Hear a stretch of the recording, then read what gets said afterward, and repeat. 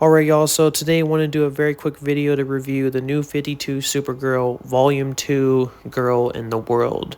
This is basically issues 0 and 8 through 12.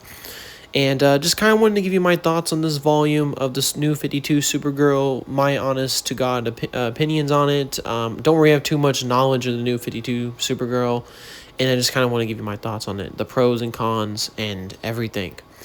So to kind of get into this, I reviewed the first volume. I liked it well enough, and I was kind of intrigued where they were going to go with the story in volume 2.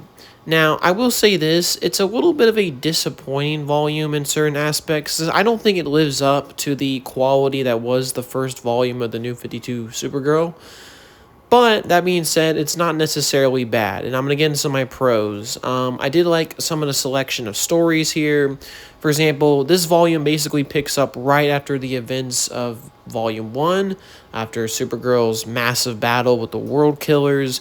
She meets a new friend who turns out to be Silver Banshee, and there's kind of an interesting story arc where we basically try to defeat her father, Black Banshee.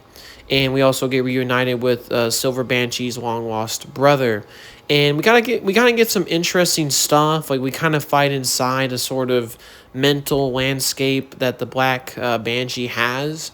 Supergirl kind of dons some really cool Kryptonian armor, destroys what she calls a flame dragon. I guess they're pretty famous on Krypton. And that was a pretty cool story arc.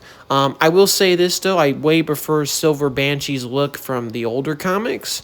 But that being said, I don't think this arc was bad at all. It was pretty interesting.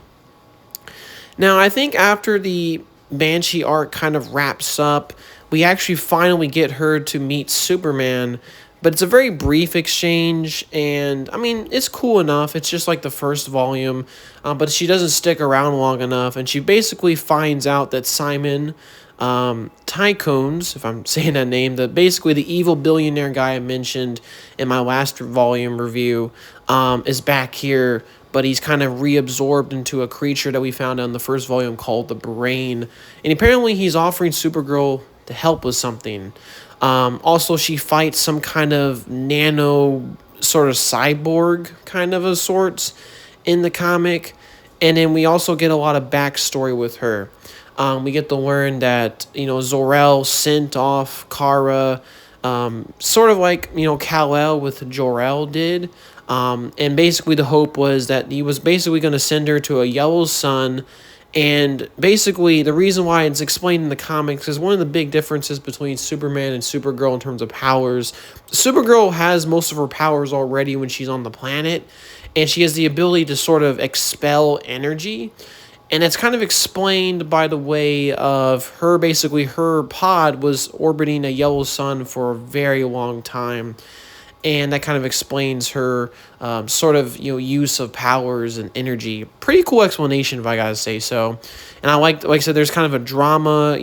Zor-El fights with his wife over the issue, and basically her the comic kind of ends with her pod escaping Krypton, and the hope was Argo City was going to, basically find a new world or whatever, and she was going to go back to it, which obviously never happened. So my thoughts on this, it's a bit different to the traditional Supergirl stuff. I've seen origin stories where she actually lived with her parents on Argo City, and tragically over time her parents died, and then in a last-ditch attempt, then she was sort of saved and kind of went off in the background. This kind of remakes the origin to be more like Superman, where, she definitely had a life on Krypton, but she never got the really sad and depressing part of the story of actually seeing her father and loved ones and such dying in Argo City. And like I said, I don't hate this new origin. It's not bad. It's an interesting deviation. It really just makes him more like Superman.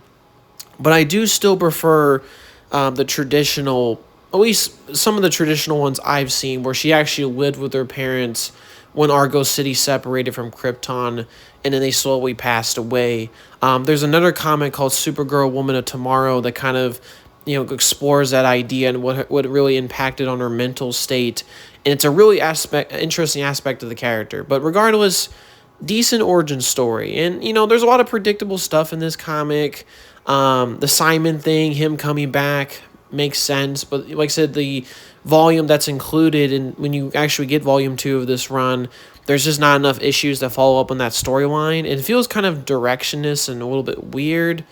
Overall, it's a decent volume. I wouldn't say it's, not too much better than the first. Like, the first one, in my opinion, is a more better, cohesive story from beginning to end. This kind of feels like like a lot of these volumes are just a bunch of trades smashed together in the series. Some of them have connective pieces. Some of them are just kind of random ideas thrown at the wall. And that's really one of my cons with this volume. It just kind of feels a little bit all over the place. The fight with the nano android was pretty cool, but like I said, at the time with this volume, there's not enough issues to really follow up through that. I did like the new origin, but, like I said, overall, just kind of make this a quick review. Volume 2 of the New 52 Supergirl. It's pretty decent. It's a decent continuation of what we saw in Volume 1, but, very much the beginning of something bigger is going to be happening in the background with the story and narrative, and I'm very excited to see that. So, yeah, that's my thoughts on Volume 2. Hopefully you all have a good day and peace, y'all.